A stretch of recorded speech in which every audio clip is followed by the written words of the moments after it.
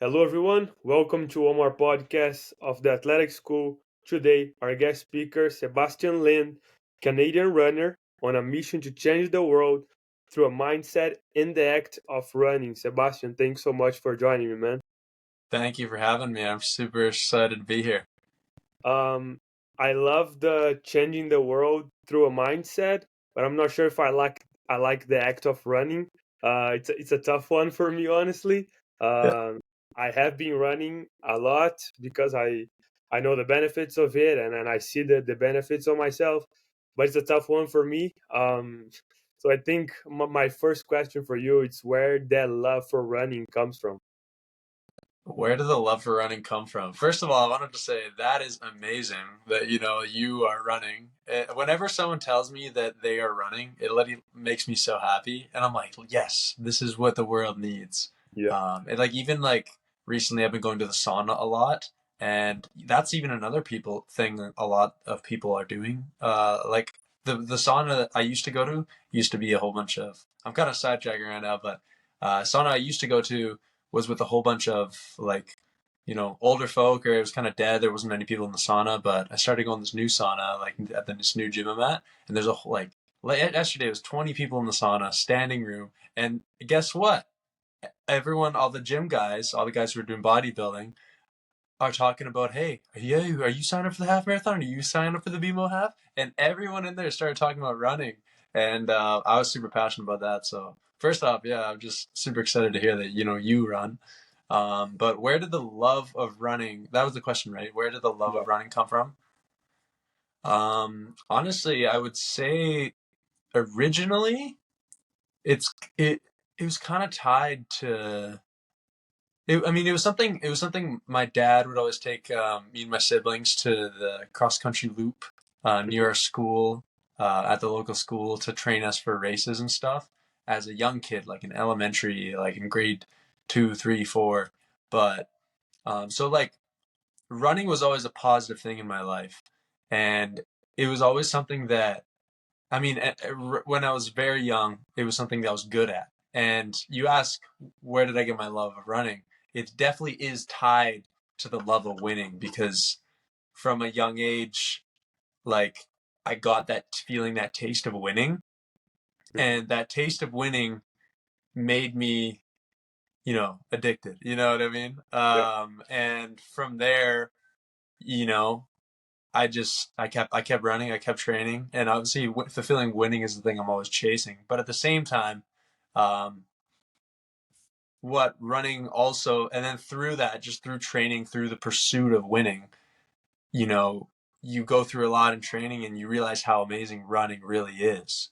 Mhm. Like the mental benefit, I think that's the biggest thing for people. Is there's something about the endorphins that are released in your brain when you're going on a run, where like you just don't get that same, or any type of super hard cardio, you don't get that same feeling from like just lifting weights. You Oh, know what I mean? Like that yeah. runner's high, Yeah. and just through training all these years and getting, like, I view training and running as, for me, an effort to see exactly how fit I can be as a human. What's the fittest, fastest version of the human that I can create? It's almost Mhm. it's a version of creating. I'm creating this thing, my body, my being, Yeah. something that 100%. at the start was nowhere near to where it's going to be at the end. Um, but through that active training, like, and those times where it like feels effortless, and say I'm doing speed work and I'm sprinting, and it feels like I'm floating because I'm just tapping down, and my knee drive is super high, and I feels like I'm up in the air and basically just tapping down because I'm running Mhm. at such velocity. Yeah. um those are the things that get me really addicted. Or like, say I'm going on a second run in a day, and the sun is setting, and maybe have music in my ears. Usually I never run with music. I only allow myself to run with music on the second run of the day. Side Mhm. note.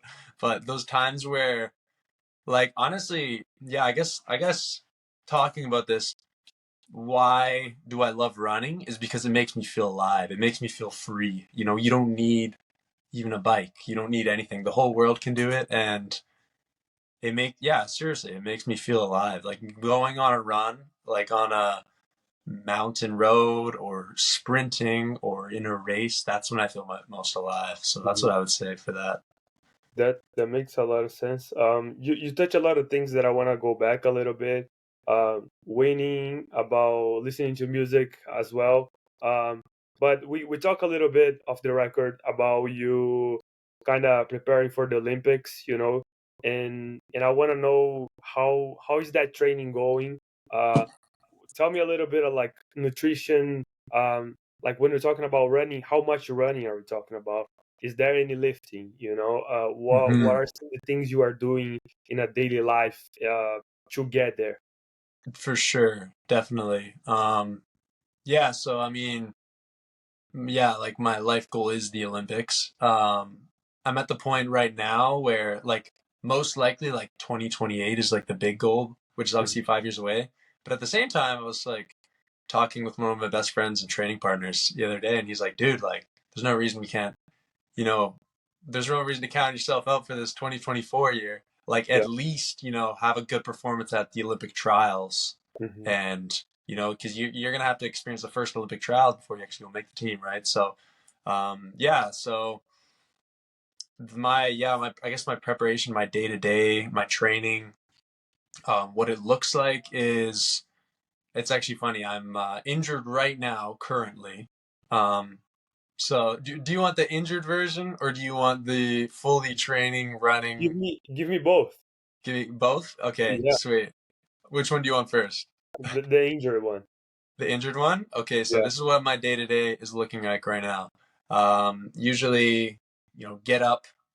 I've made a habit of reading. I always get my reading in, get my pages in. It's just a good. Sometimes What are I've you reading? What are you What reading am I right now? reading right? I lately what I've been reading is biographies of like athletes I aspire to be. Like recently I just finished the George St. Pierre GSP UFC fighter biography. Right now I'm reading the Mo Farah one, who's like a four-time Olympic gold medalist. I read a Nick Simmons biography before, and like what that does is like I feel like it's a crucial part of my day because like I get up and I'm programming my brain to think about training Hmm. because like I've had times in my life where I've focused on entrepreneurship too much or business, and me waking up and being like okay and like reading about the greats of sport, which is something that I want to be. It's just like wake up, okay, this is the main thing today. So yeah, usually I wake up and I'll go through the whole thing like nutrition, all that because I think nutrition is a huge part of your day. I usually wake up. I usually kind of have I don't really eat a ton before my first workout. It's usually like a light carb snack, peanut butter on toast. Maybe if it's a treat, a little cozy treat, you know what I'm saying? Cozy treat terrorism if you follow me on Instagram. I like to joke around about that. Maybe it's a croissant, any sort of like carbs, but also like a little that peanut butter on toast is what I usually have with a little bit of honey. It's the best because high in carbs, quickly digestible, a little bit of fat, very like minimal amount of fat, a little bit of protein. So like it sustains you a bit more than like say just carbs, Hmm. or just like sugar because sugar's gonna get burned really quick. And then yeah, a cup of coffee. I read, and then roll out. And then right now I'm not doing as much mobility because I'm doing more cross training because I can't run. I'm injured. Whereas when you're running and you're you're getting that impact. I have like mostly like spinal mobility and like leg mobility program that I do. Just those little things that really add up. Um, my friend Jose, who's actually my roommate, shout out Jose. Um, he got me on that mobility, and we were talking, and he's like, at least I was talking to him about it, and he's like, doing that mobility day is every day is your edge, and he was saying that he was like every time I show up on that finish up on that start line, I know I'm the most mobile person there. So it's like doing those little things that gives you that edge. Yeah. so I'm gonna be real. I haven't really been doing as much mobility as much when I'm injured, but I've been really, roll out, either at the gym or at my house. Drive to the gym, get my first workout in for the day. Um, on a workout day, it's an hour to 2 hours of any form of cross training. So I might be on the elliptical or the arc trainer or the cycling or in the pool doing water running with one of those belts like an old grandma because it's like the running specific. Like today, I just got finished doing that. Um, so yeah, 1 to 2 hours of that, and then come back, eat a huge meal. That's when I don't really like waking up and eating a ton of breakfast. Mhm. Um, just like I feel like sometimes you get that tired feeling, and then like also I just want to get my first workout done right away. Just because I usually work out twice a day, and then come back, and then do the work I needed to do for the day. After I eat that meal, kind of depends what like season I'm in. Sometimes I'm able to like get in a nap, an hour to 90-minute naps. Any amount is good, but 90 minutes is the best because it's a full REM cycle. So whereas if you like set the alarm for an hour, it might not get you that. You might wake up feeling groggy. Mhm. Um, get a nap in if you can, and then from there, yeah, get it like get work done for the day. Basically working all day, and then second workout, um, 4 to 5 p.m. Actually, more like 5 to 6 p.m. Either an extra session on basically just cardio because like I'm cross training. Like I don't want to get bored of one thing, so I switch between cycling, arc trainer. I even like sometimes I do a hike. I like stairs, swimming, aqua jogging, and then I do weights 2 to 3 times a week. And the weights are always in that second session. And I do my weights on my workout days for running. So like me when I say workout days, I mean like in the sessions. So like in running, you have like for our program, um, at my school, we do Tuesday, Thursday, Saturdays are like the hard sessions, and those are the sessions that you really need to show up for, and you actually get better from. It's like if you do bad in those sessions, but like good on all the other days, like you're not prioritizing the right thing. And that's one thing I've Mhm. had to learn is sometimes I would try to do maybe too much mileage, like too much running on my easy days when I'm supposed to be recovering, and I didn't get it. I didn't really get better, as I had wanted to.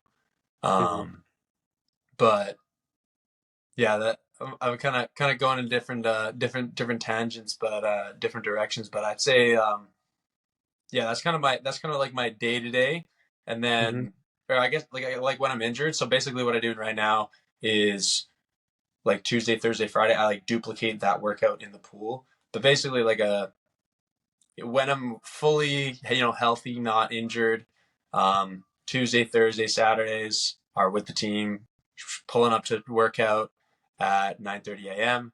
And like I said, you know, come back, eat a huge meal, get a um, get a nap in if you can, because I'm gonna be running later, and Mhm. then doing the weights. So the workout days are pretty. It's like honestly like 3 to 5 hours dedicated to training on the big workout days. So like definitely a lot of that. Like if you include the nap, if you include the rolling, stretching, pulling up, like driving to practice, weights, Yeah. second run. It ends up being a lot, but it's worth it. It's the dream I want to chase. Yeah. Um, But it sounds like you are not injured at all because you're still doing so much. yeah, honestly, I think I guess it depends which sport you're in, but like at least for running, like on the like these like aerobic cardiovascular sports, like as long as it's not impact, you can get as much training in as you want. Mhm. Like honestly, when I got injured, it's funny. And I've actually kind of toned it back a bit because, like I was talking about, you need to recover to get really better.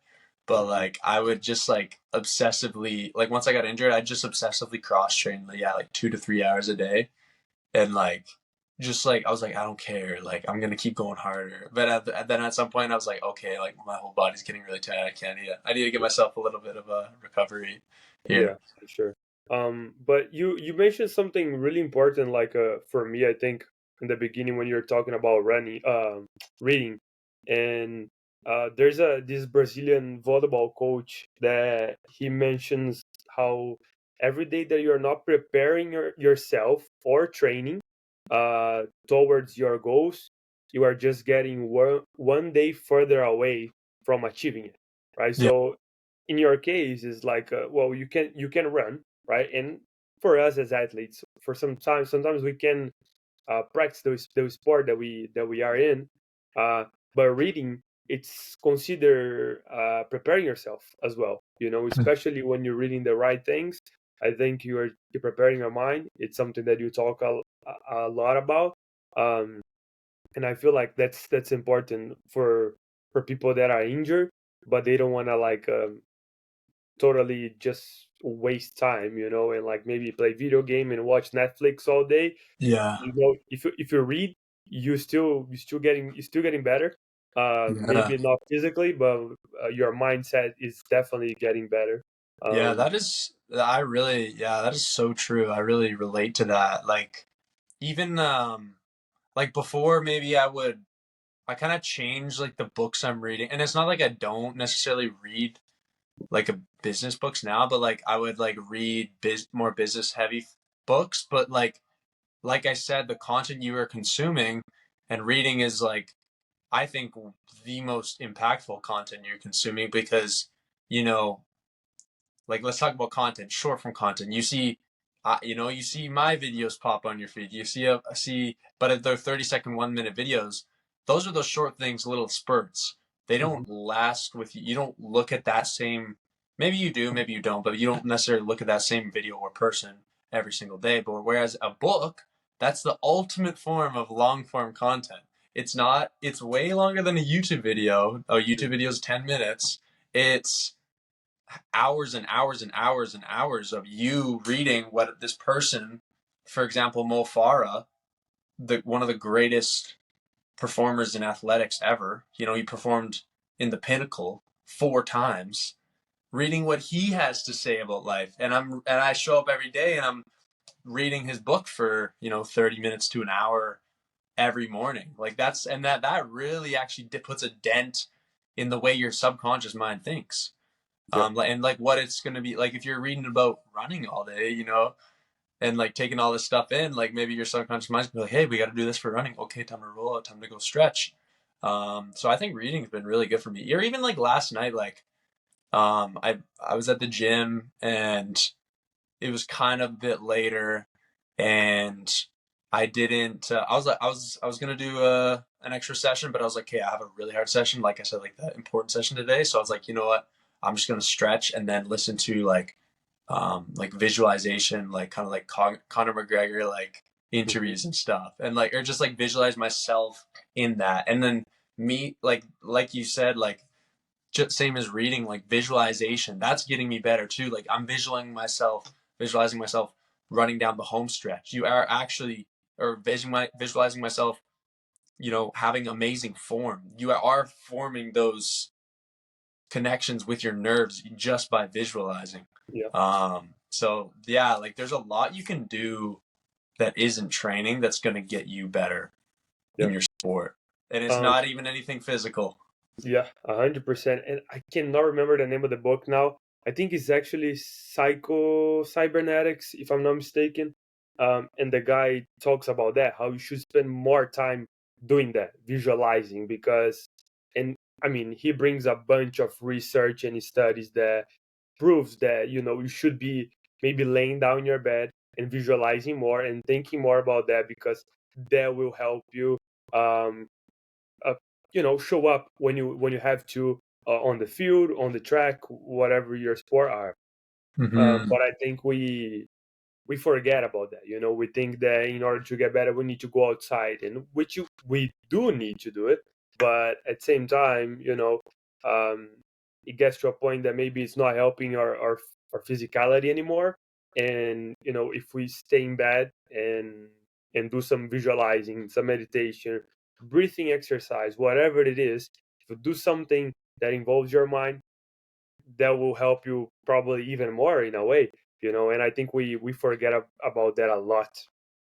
Yeah, definitely. Like, it's not about, yeah, like, there's really, and it's funny. Well, I mean, it kind of depends on the sport, but at least in my sport, running, like there's really only like basketball, for example. You could shoot free throws all day. Like you can. It's a skill sport.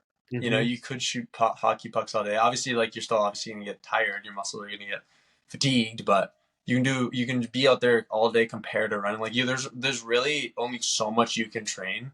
So those times when you're not training and you're using that for recovery or you're using that for visualization, um, I feel like that's what's going to give you an edge because like everyone kind of does have a bit of a limit of how much they can train, and at some point it becomes a patience game.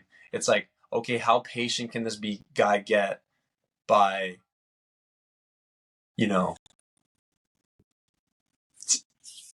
just doing the boring things every single day, and that are actually going to help you, like the recovery, like going to bed at early, and like I'm trying, like I always set the goal, and I never, well, I always set the goal in my mind of getting to bed at 9 p.m. and I'm like, I'm gonna hit it tonight, and then just try to get in that cycle. But Yeah, yeah, I think yeah, the time when you're not training is where the difference is made. I think. yeah, for sure. The addiction never ends. Become an addict. What does that mean to you?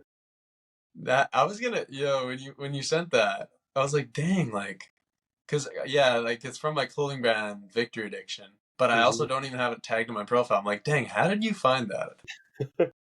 I did my homework. Yeah, where what you just was deep in the IG or what? Yes, yes. It was just I needed to, so I just went just digging a little deeper and deeper, and I found it. And I mean, I like it. I read a book about um, Grant Cardone, by Grant Cardone, and then the Nice. name of the book is "Be Obsessed or Be Average."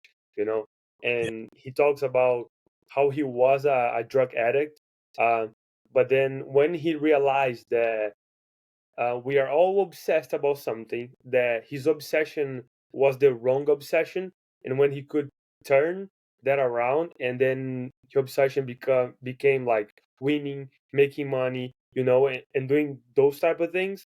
That's when he stopped using drugs and he started making millions and millions of dollars. um, so when I read that, I was like, I love that.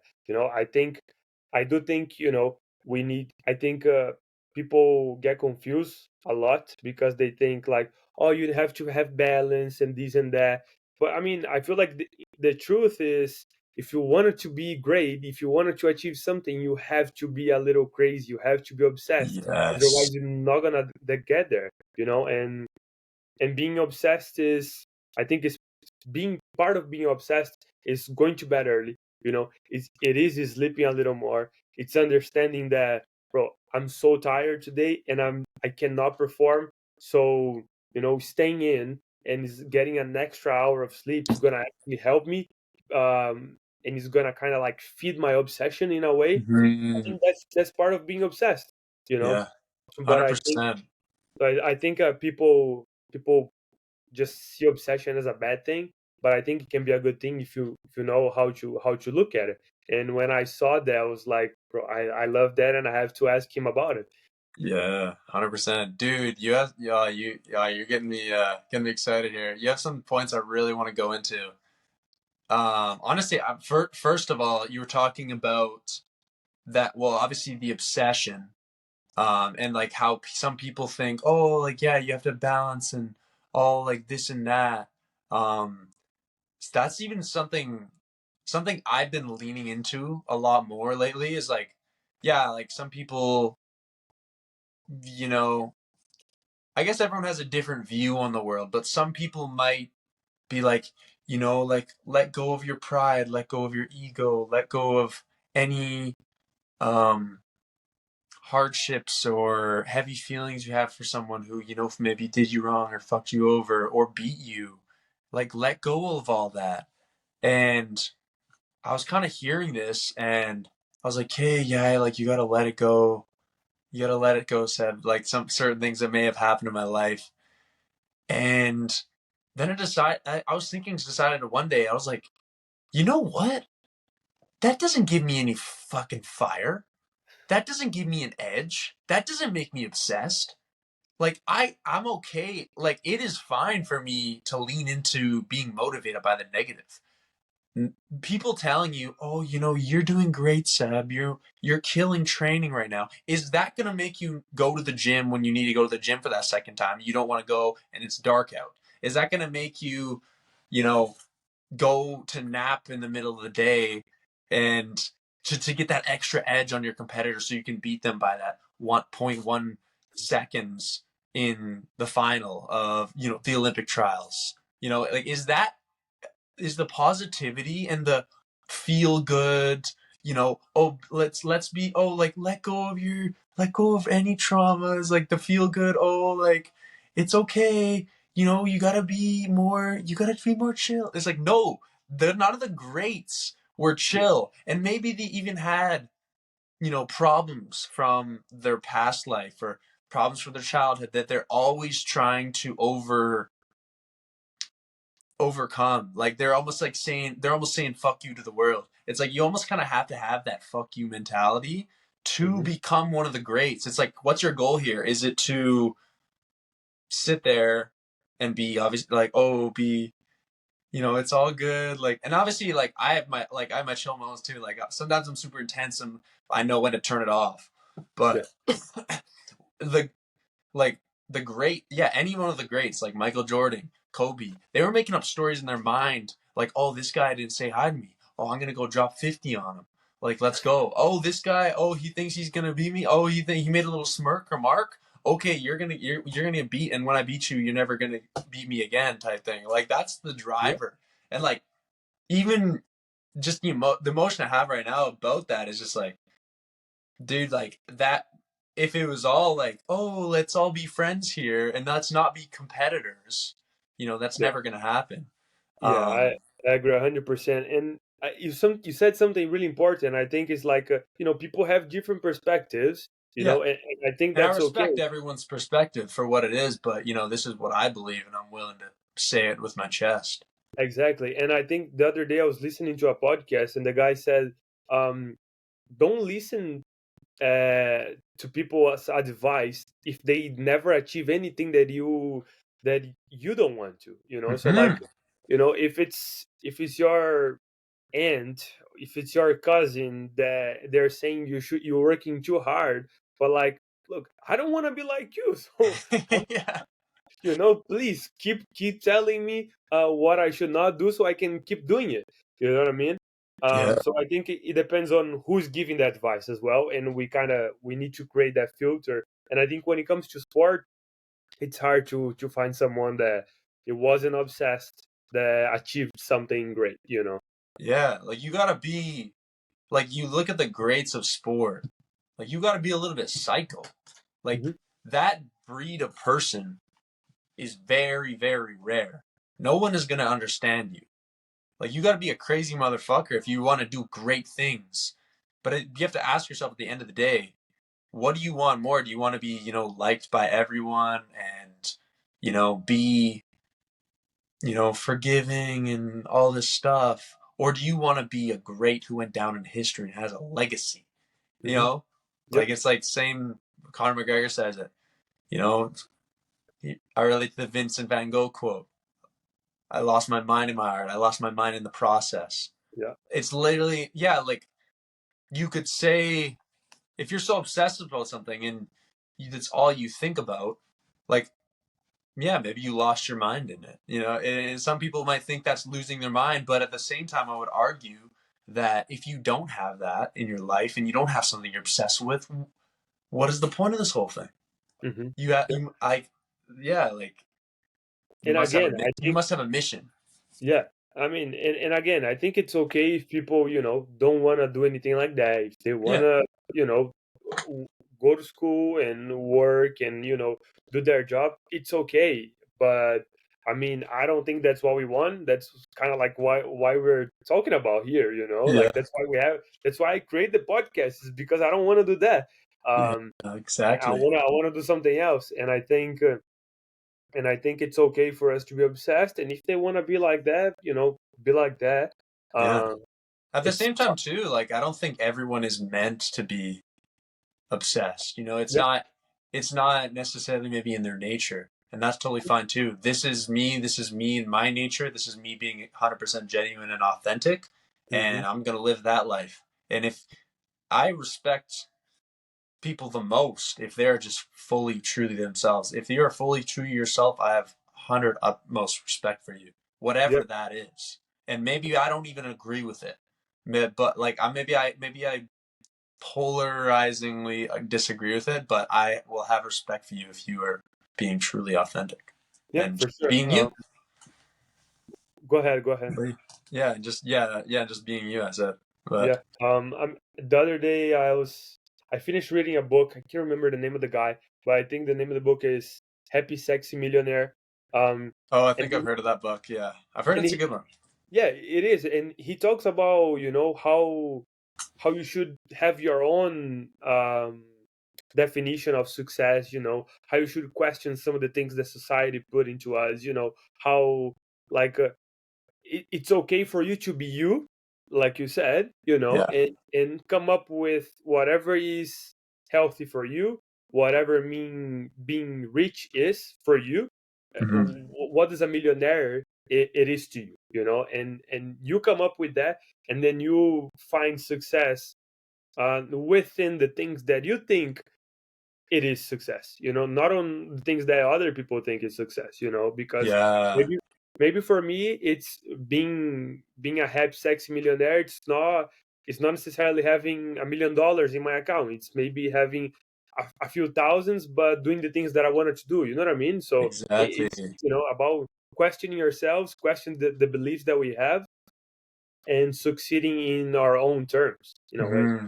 I would, yeah, I want to expand on that. Like, I think everyone, and at least there's like with young men around like, 18 to 20 or whatever, like there's the masculine arc of Miami watches, Lambos, girls, clubbing, bottles, all that stuff. And I Yep. feel like it's put on such a pedestal, and it's not, and I feel like that's what everyone, at least maybe like everyone who is like pursuing like business and maybe not like chasing a sport, like that's what everyone thinks is like the pinnacle. But like I think like all that shit's like so fleeting. Yeah. It's like, and like if you don't, well, maybe you even get there and then you realize like, oh, like what's my, okay, why am I actually doing all this? What's the real purpose? Maybe you go do all that stuff and you realize, oh wow, just for the sick Instagram photo, it's not even like, okay, we got the sick Instagram photo now of this, bougie Airbnb, and it looks hard, bro. And then you're like, okay, well, what now? It's like you Yeah. got to be seeking deeper meaning, and I think that comes with a lot of time and silence. But at least for me, it's just like, yeah, I want to be pursuing. I want to be pursuing running to the, for my whole life at least. Mhm. Right now the Olympics is the goal, and becoming, the best run, the absolute best runner I can be, and then from there, like, just having a huge impact. And I've always said my goal is to, you know, take 1 million people and get them to start running and change their lives through that. So like pursuing that, like it never ends. And then once that happens, there's gonna be another goal, and Yeah. maybe it'll change down the road. Maybe the vehicle isn't running for me to try to inspire other people and Yeah. change lives. But yeah, back to the. Anyways, back to the, what was the question? The Yeah. victory, Things never end. the wait, is that what? Oh yeah, it was. Everyone has an addiction. You just have to choose the right one. That was it. Yeah. Yeah, yeah. Yeah. I Yeah. think that's pretty much it. I mean, that's what we were talking about, and I mean, I Yeah. think that's Yeah. I'd uh say with that, like, um, it it was funny because I actually really want to get back into like the clothing brand, like my clothing brand Victor Addiction eventually. I just kind of put it on pause because I got a lot of other things in my life. But when I came up with that, I was just like, that's so true. Like everyone's addicted to something, whether it be fast food, watching porn, doing mhm, drugs, bad things, or maybe your addiction is to winning. Yeah. And you absolutely obsessive, like it's like you like the guy who's an alcoholic and he loves like he just can't help himself but to drink more, and he just like life of the party. You can change that. Guy has a fire in him, Hmm. you can change that. Like that guy's fire for life, he loves it. Or the guy who's like, whatever, addicted to crack. He has like a fire, like he's like, I need it, I need it. But if you can change that and you can transfer it to something else, you're gonna be a powerful motherfucker. Yeah, But like 100%. you just have to you just have to, yeah, you have to siphon it to the right Yeah. glass. Yeah, I mean the addiction is there, the obsession is there. You just have to point to the right direction. But whenever you restart the brand, you gotta let me know because I want to be part of it. Because Yes, I'll sir. definitely be wearing it, and if I can, maybe take a little stake of it, I'll do it if I can. Yes, Um, sir, man. Victory Addiction. I think it's really, I think it could really, it's powerful branding for sure. It says it has the name, has addiction in the name, mhm. like Yeah, a negative connotation. It's like, yeah, no, be addicted to winning, be addicted yeah. to victory. It's an addiction. It's powerful. Addiction is a powerful feeling. I think we have the marketing campaign already. So, Yes, sir. Yes. um, Sebastian, just to kind of wrap it up, it's a question that I always ask everyone. Um, uh, and I didn't send it to you, so good luck Hey, no figuring out worries, what man. you're gonna Good say. answer. But I think it's something we talk about a little bit. But what's your definition of success? How would you define success? My definition of success, I would say, is waking up every single day and being excited and passionate about what you're doing. Because no matter what you're going through, no matter if it's a high moment and you won the race, and or you lost the race, or maybe you're dead broke, or someone in your family died. If you have a goal and something in your life that you are constantly pursuing, and you wake up and you know exactly what you have to do to get a step closer towards that goal, that's success.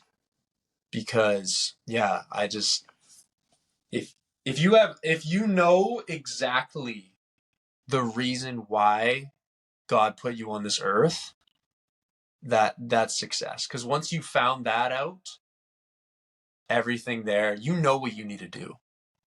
Everything there, from there, is just being disciplined, being patient, and climbing the mountain. Mhm. Love it. Love that. The reason I ask the question is because everyone has a different definition.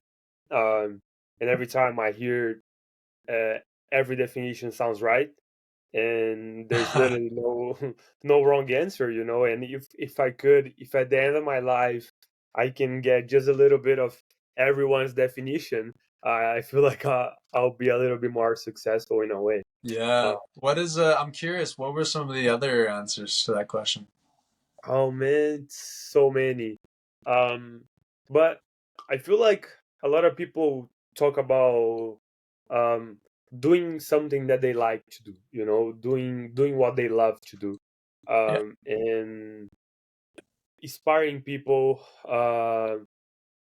helping others, inspiring others. And I feel like everyone kind of goes to the same direction but with different words.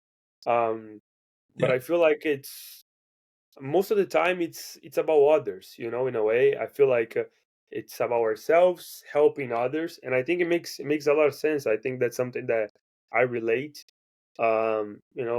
doing your best so you can help others, you know. Exactly. You need to become the absolute best version of yourself to have the capacity to help others.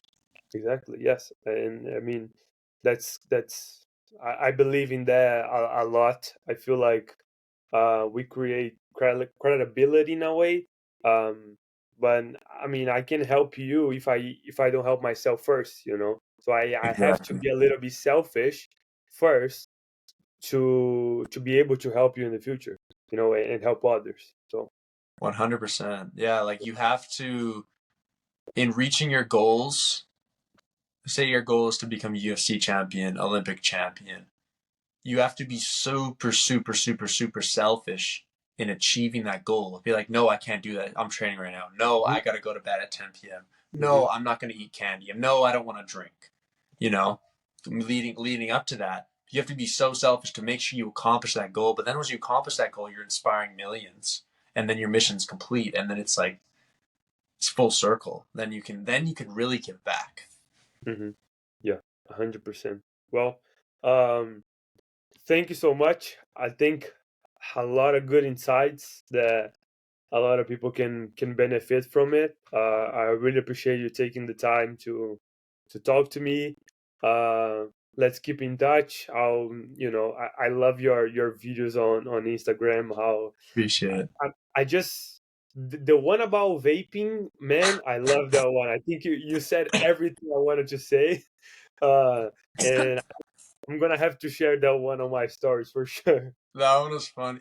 That's actually funny that I was just talking to a business partner, and he said the same thing. He's like, "Oh man, like I gotta put that in my story, bro," because it's funny, man. And behind that, it's funny too because like, the headline is, "If you vape, you're retarded."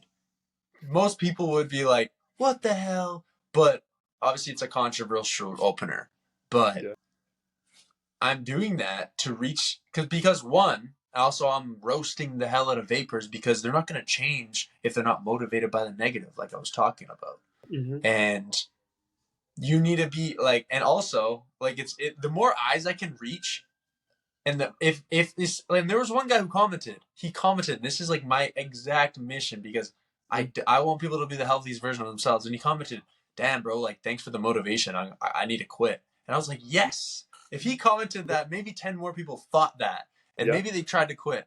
And like that's my mission at the end of the day. And it's me doing that and roasting them is actually achieving my mission of making them healthy and doing something that's good for them. It's like the tough love, It's the tough Yeah. brotherly love. Yeah, awesome, awesome. I love that. Yeah, I'm definitely sharing that one. Yeah, But yeah, thank you so much. I really appreciate you taking the time, man. thank you. Yeah, this has been a great podcast. I really enjoyed speaking with you, and yeah, you asked some great questions. Shout out for you for finding the victory addiction question because I Yeah, was like, wow, this guy really did his research. I try my best. But well, thank you so much. For sure, appreciate it. Awesome.